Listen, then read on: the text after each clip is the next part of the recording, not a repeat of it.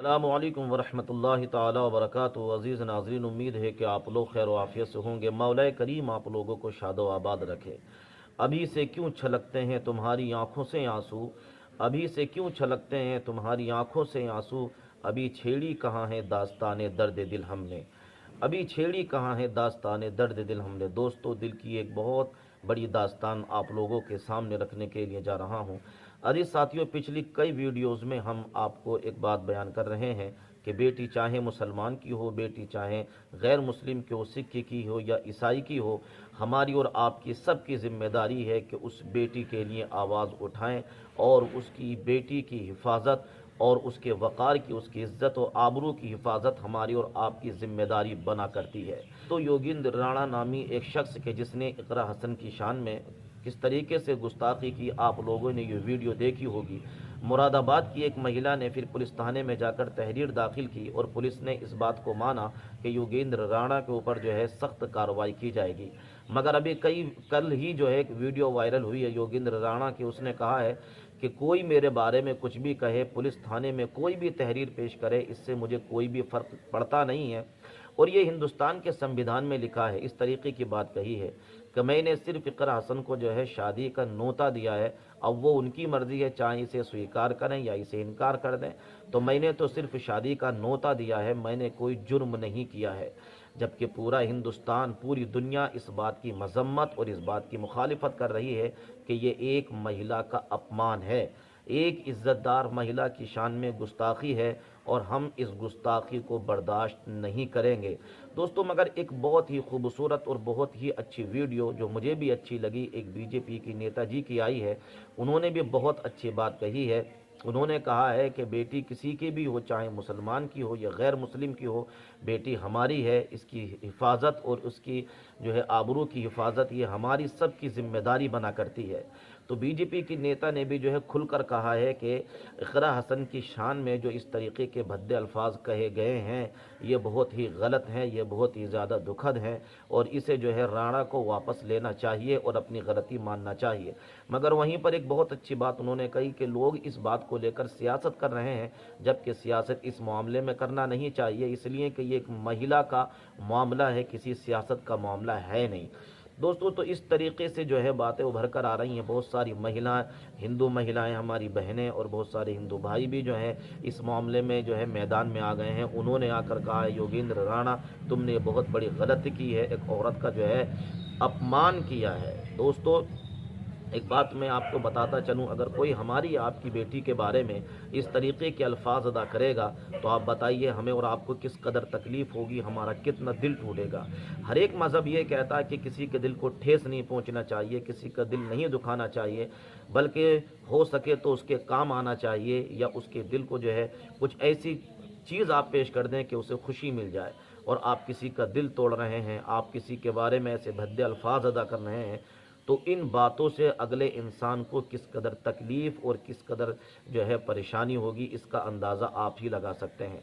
हमारे आका सल्लल्लाहु अलैहि वसल्लम ने हदीस पाक के अंदर इरशाद फरमाया, जिस घर के अंदर बेटी तशरीफ़ लाती है, अल्लाह की रहमतें उस घर में आती हैं और अल्लाह के नूरानी फरिश्ते उस मकान को घेर लेते हैं और कहते हैं, ए घर वालों, तुम्हें मुबारक हो कि अल्लाह ताला ने तुम्हारे घर में एक बेटी को अल्लाह तबारक व तआला की रहमत बनाकर भेज दिया है। तो दोस्तों, तो बेटी की तो शान इतनी है कि बाप के लिए जब मकान में रहती है तो बाप के लिए रहमतों का ज़रिया, शोहर के घर में चले जाए तो शोहरों के लिए रहमत का ज़रिया, किसी की बहन है तो भाइयों के लिए रहमतों का ज़रिया। बहरहाल बताना ये चाहता हूँ कि बेटियों की इज़्ज़त और हिफाजत हमारी और आपकी ज़िम्मेदारी है। हमें और आपको चाहिए अपनी बहनों का, किसी भी समाज की हो, उनका इज़्ज़त करें, उनकी एहतराम करें और उनके वक़ार का लिहाज रखें, उनके बारे में गलत सोच ना रखें, बल्कि अपनी बहनों के, अपनी माओं के बारे में हमेशा अच्छी सोच रखें। एक अच्छा इंसान वही है कि जो महिला की इज्जत और एहतराम करता है। आइए सुनते हैं सम्मानित प्यारी सी वीडियो। पत्रकार बंधुओं, एक बहुत महत्वपूर्ण विषय है। देश में एक हिंदू मुस्लिम का नैरेटिव सेट किया जा रहा है।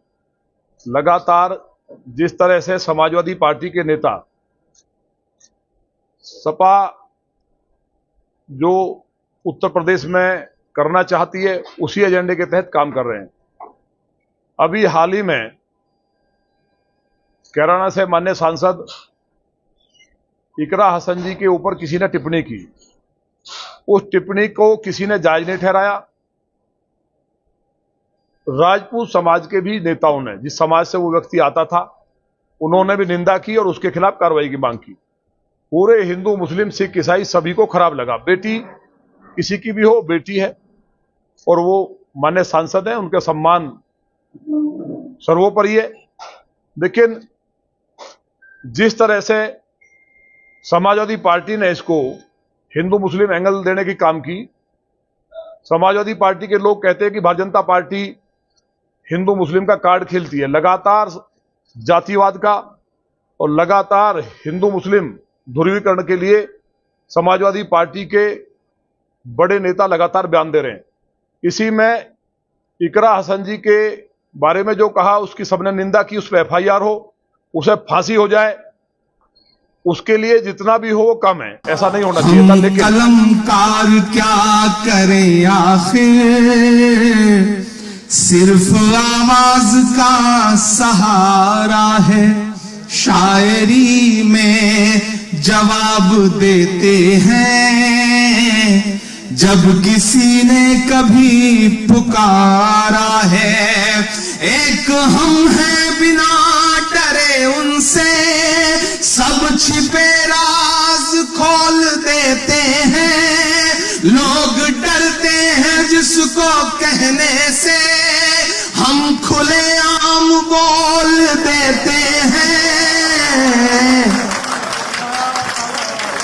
जिंदगी कितना आजमाती है, जिंदगी कितना आजमाती है।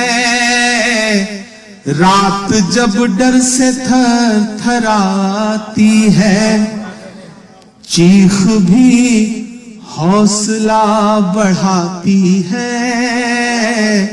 रात जब डर से थर थराती है, गोली चाहे जहां चले लेकिन